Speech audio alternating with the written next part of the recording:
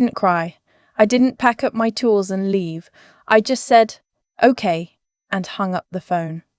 My brother had no idea that by the time he said those words to me, I had already spent 3 weeks making sure he couldn't undo what I was about to let him do. Let me back up. I'm the kind of person who fixes things. Always have been. When I was 9, I rewired a lamp in our kitchen because my dad kept saying he'd get to it.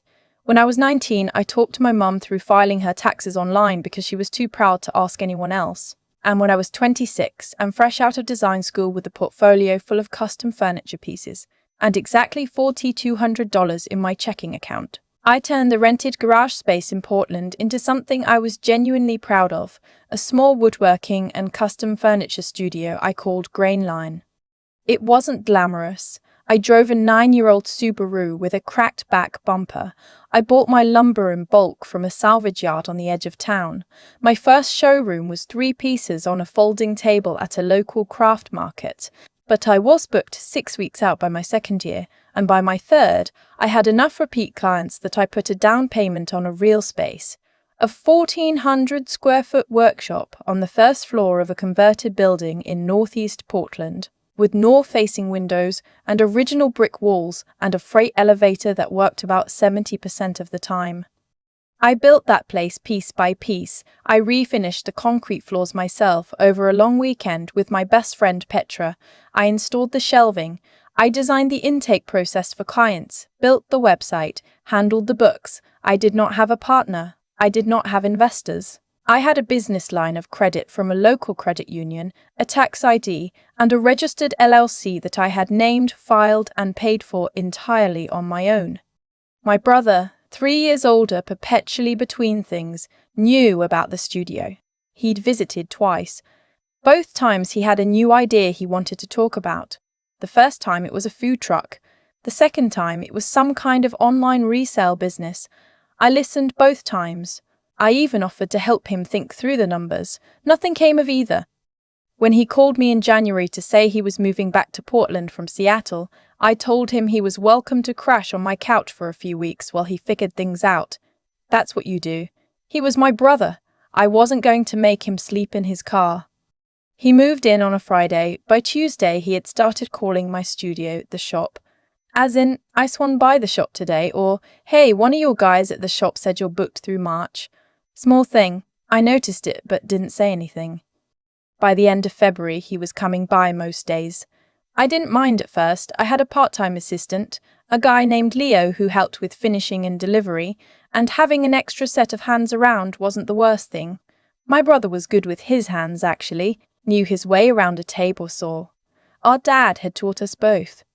The problem was the way he started talking to people. A client came in for a consultation in early March, a woman named Dr. Chen who wanted a custom built-in bookcase for her home office. My brother was there when she arrived. I stepped out to take a call, and when I came back, he was at my desk showing her photos from my portfolio on my laptop, telling her about lead times and wood options. He was doing it confidently, like it was his information to give. I finished the consultation myself, booked the project, walked Dr. Chen out. When I came back inside, I said calmly, "Hey, I need you not to do that. That's my client intake process. If someone comes in and I'm not here, just ask them to wait." He laughed, not meanly, just dismissively. I was helping. She would have left. She wouldn't have. She had an appointment. He shrugged and said he was just trying to contribute. I let it go. But it kept happening. Small things. He started answering my business phone when I was in the workshop. He told a supplier I'd moved to a new billing system and asked them to route invoices through a new email, an email I had never seen before, that turned out to be one he'd created with a slightly different version of my studio name. I found out about that one by accident, when a supplier called the old number to confirm a delivery and mentioned that someone had asked them to update the contact. I didn't say anything yet. I opened a note on my phone and I started writing things down. I also called my LLC attorney, a woman I'd used since I first filed. I explained what was happening in broad strokes. She told me to document everything and to make sure every active client contract had my personal signature and LLC name clearly on it. I spent the following week pulling every open contract, confirming the paperwork, and making sure every client had my direct contact information saved separately. My brother didn't know I'd done any of that. What he did know, or thought he knew, was that I was overwhelmed. Because I was. A little. March is always busy. I had 4 concurrent builds going. Leo had taken a week off for a family thing, and I was visibly stretched thin. I think that's when my brother started doing the math in his head, or whatever version of math he does. The call came on a Thursday evening. I was at the studio late, finishing a set of dining chairs for a client in Lake Oswego. My phone rang. It was my brother, calling from the couch of my own apartment. He opened with, "I think we need to have a real conversation about the business." I set down my sander. "Okay. I've been here almost 2 months. I've been helping out. I know how things run now. And, honestly, I think we could be doing a lot more if we restructured." I asked him what he meant by restructured. "I mean, you're running this as a one-woman thing, and it's limiting you. If you brought me in as a co-owner, we could expand.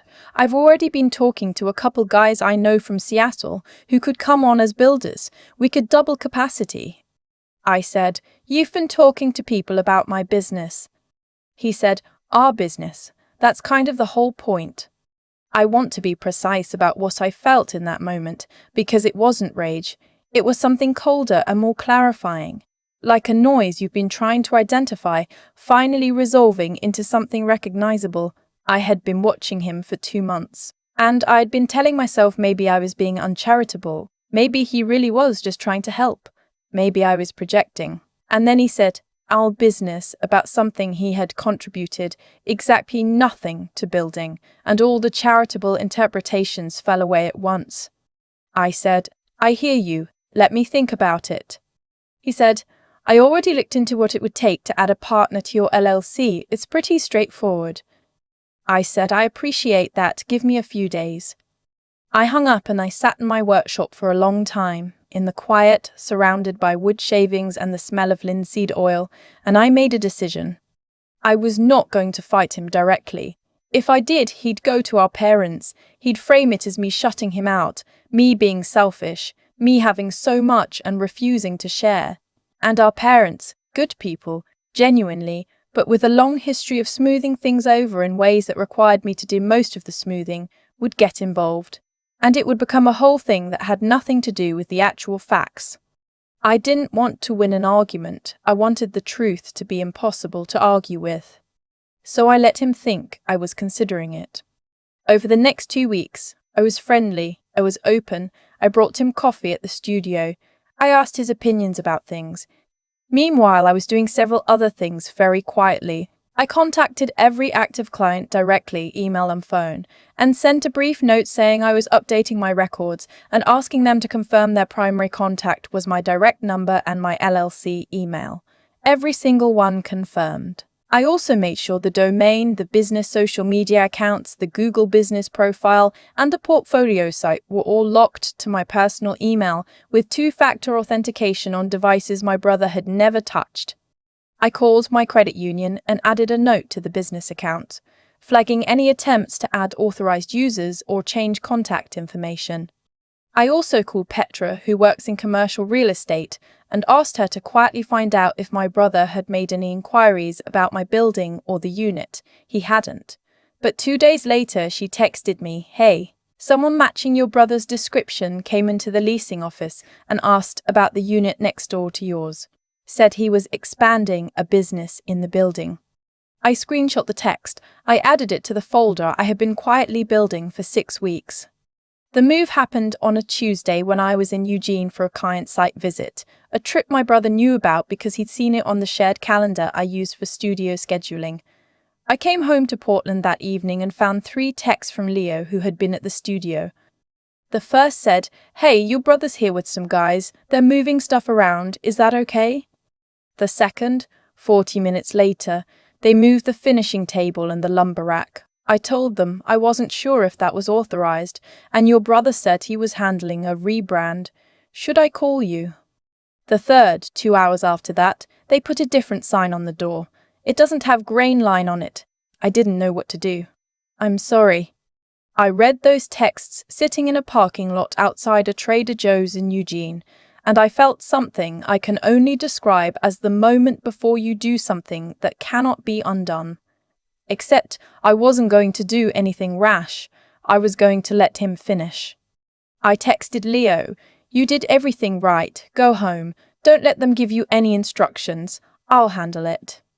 Then I called Petra and said, "It's happening." She said, "Good." Then I called my attorney. My brother, it turned out, had a plan. It was not a good plan, but it had a certain audacity to it. He had recruited 2 friends from Seattle, told them he was restructuring a furniture studio he co-owned, and brought them in to help him rebrand the space.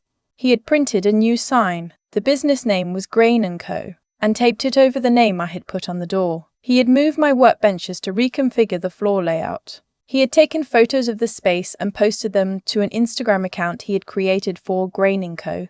In the post caption, he described himself as the founder. He also, and this is the part I'm still slightly awed by, emailed 3 of my clients to introduce himself as the new management and let them know he'd be their point of contact going forward. Those emails went to the addresses in my system. The clients, 2 of whom had been with me for over 2 years, called me within an hour of receiving them. One of them said, "I'm not trying to get in the middle of anything, but I want you to know I got a very strange email and I'm not sure what's going on." I thanked her and told her nothing was changing on her project. I drove back to Portland that night. I did not go to the studio. I went home, sat at my kitchen table with my laptop and a legal pad, and I finalized everything I needed. The following Thursday was the date my brother had, apparently, decided would be the soft launch of Grain & Co. I knew this because Leo had told me. My brother had asked him to be there to show some prospective clients around. Leo, who is 23 and kind and had no idea what to do, had said yes and then immediately called me. I told him to go. I told him to act normal. I told him I'd be there. I asked Petra to come with me. I also called my attorney and asked her to send a cease and desist to the Instagram account and the email address my brother had used to contact my clients. She sent it that morning. She also filed a complaint with Oregon Secretary of State regarding the unauthorized use of my LLC's trade name. I got to the studio at 11 that morning, about 40 minutes after the soft launch was supposed to start. When I walked in, my brother was standing at the back of the room talking to 2 men I didn't recognize. Prospective clients, presumably. He had rearranged my furniture samples along the wall. He had put out a small folding table with a branded tablecloth that said Grain & Co. He had printed what appeared to be a capabilities brochure. He saw me and his expression did something complicated. I said, "Hi." He said, "What are you doing here?" I said, "I work here." He turned to the 2 men and said, "Give me 1 second.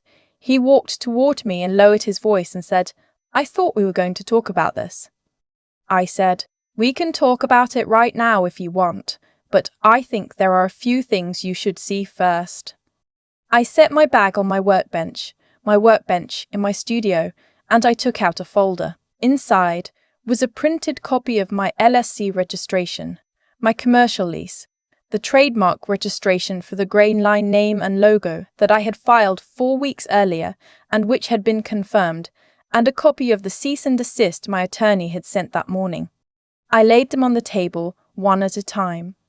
My brother looked at the papers, then he looked at me. I said, "The LLC is mine, the lease is mine, the trademark is mine, the client relationships are mine. I have written confirmation from every active client that they are contracted with Grain Line LLC and not with any other entity. The Grain & Co. Instagram account has been flagged for trade name infringement and will be taken down. The emails you sent to my clients constituted unauthorized communication on behalf of a business you have no legal standing in, and my attorney has documented all of it." He said, "You can't just." I said, "I didn't interrupt you. Please don't interrupt me." He stopped. I said, "I gave you 2 months in my apartment at no cost. I let you spend time in my studio. I didn't confront you each time you overstepped because I wanted to give you the opportunity to course correct on your own. You didn't take it. That's okay. But this, I gestured at the tablecloth, the brochure, the sign still taped over my name on the door. This is where it ends. The two men in the back of the room had gone very quiet. My brother said, "You're making a huge deal out of nothing. I was trying to help you scale." I said, "You were trying to scale something that isn't yours." Petra, who had been standing near the door the entire time, walked over and peeled the Graining Co. sign off the door. Underneath, my Grey 9 sign was still there. She folded the new one in half and set it on the folding table. My brother looked at Petra, he looked at me, he looked at the folder of documents, and something in his face shifted from defensive to something quieter and more uncomfortable. One of the two men said, "I think maybe we should come back another time." My brother said, "No, it's fine, we can." The man said, "We'll be in touch," and he and his companion left. What happened next was not dramatic. My brother didn't yell, he didn't storm out. He sat down on the edge of one of my display pieces, a cedar bench I had made for a hotel lobby client that was waiting for pickup, and he put his hands on his knees and stared at the floor. After a moment he said, "I really thought you'd say yes." I said, "I know." He said, "I've been trying to get something going for 3 years. Everything I try falls apart. And you make it look so easy." I said, "It's not easy. You watched me work for 2 months, and what you saw was the part that works. You didn't see the years before that." You didn't say anything. I said, "You can take your sign and your brochures, and you need to be out of my apartment by the end of the month. I'm not going to press anything further if you take down the Instagram account today and send a follow-up email to my clients confirming that you have no affiliation with this business. My attorney will be watching for both." He said, "That's it." I said, "That's it." He looked like he wanted to say something else, but he didn't. He gathered up the tablecloth and the brochures and he took his sign and he left. Petra and I stood in the studio for a moment after the door closed. She looked around at the rearranged workbenches and the out-of-place lumber rack, and she said, "You want to put it all back?" I said, "Yeah." We spent the next 2 hours moving things back to where they belonged. Leo came in at noon and helped. At some point, I put on the playlist I always have going when I work. Nothing special, just the one I've had for years. And the three of us worked in mostly comfortable silence. And by 2 o'clock, the studio looked like mine again. My brother took down the Instagram account that evening. He sent the follow-up email to my clients the following morning. I know because 2 of them forwarded it to me. It was terse and said very little, but it said what it needed to say. He moved out of my apartment on the 28th of the month. We have not spoken since, not really. My mum called a few weeks later to say that he told her things got complicated and she asked if I was okay. I said I was fine. She said she hoped we could work it out eventually. I said I hope so too, and I meant it, in the way you can mean something and also know that some things take a long time. Leo got a raise in April. He didn't ask for one. I just decided it was time. Dr. Chen's bookcase turned out beautifully. She cried when we installed it, the good kind, and she told me she'd already given my name to 4 people. Grey Line is still mine. Every contract, every client, every piece I've made, mine. And that's not a feeling that came from winning or from watching my brother fail. It came from something simpler. I built something real. I protected it when I needed to, and I did not let someone else's need for a shortcut become my emergency. He wanted the brand, he got the consequence. There's a moment, somewhere in the middle of all of it, that I keep coming back to. Not the part where I laid the documents on the table. Not the part where Petra peeled his sign off my door. It was earlier, the night I sat alone in my workshop in Eugene, reading Leo's texts in a parking lot, and made the decision not to react. That quiet, that choice to stay still when every instinct was telling me to drive back and confront him. I think that was the whole thing. That was where it was won or lost. I've spent a long time being the person who holds things together, the one who figures it out, who fixes the lamp, who drives back early, who files the paperwork that nobody else thought to file. For a long time, I think I resented that role a little. Like it was something assigned to me rather than something I chose. But watching what happened with my brother taught me something about the difference between being used and being capable.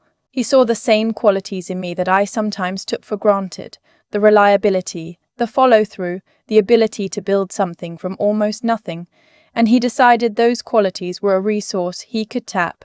What he missed was that those same qualities were also a defense. Doing the right thing quietly before anyone is watching is its own kind of protection. I didn't file that trademark because I was planning to trap him. I filed it because it was the correct thing to do and I had kept putting it off. I locked down those client accounts because it was good practice, not because I was 3 moves ahead. The documentation I kept. The texts, the supplier call, Petra's message. I kept it because something in me said, write it down. And I have learned to listen to that voice. Integrity, the real kind, isn't something you perform when it counts. It's the thing you do consistently, in the small decisions when no one is testing you. That's what made it impossible for him to take anything. And the intelligence part. I don't mean book smarts. I mean the willingness to think before you move. To ask, what actually happens if I do this the obvious way? My first instinct was to call him that night and tell him he was done. It would have felt good for about 4 minutes. And then he would have gone to our parents, reframed the whole thing, and I would have been defending myself for months. Instead, I waited. I watched. I let him move further into the mistake, so there was no ambiguity left. That's not coldness. That's clarity. The hardest part, honestly, was the endurance. 6 weeks of being friendly when I didn't feel like it, bringing him coffee, asking his opinion about wood grain and pretending the answer mattered. That wore on me more than anything else. But I had made a decision that the outcome I wanted required patience, and so I was patient. Not because it was easy, because it was necessary. My brother sat on that cedar bench and said he thought I made it look easy. I wanted to tell him that the ease he saw was the result of years of not easy. Every tool in that studio, every client relationship, every system I built, it came from doing the same unglamorous things over and over long after the novelty was gone. That kind of persistence doesn't announce itself. It just accumulates quietly until one day someone mistakes your foundation for luck. Leo got his raise. Dr. Chen sent 4 referrals. Grey 9 is still mine. Some things return to the people who built them, not by fate, not by luck, by the simple fact that those people never stopped doing the work.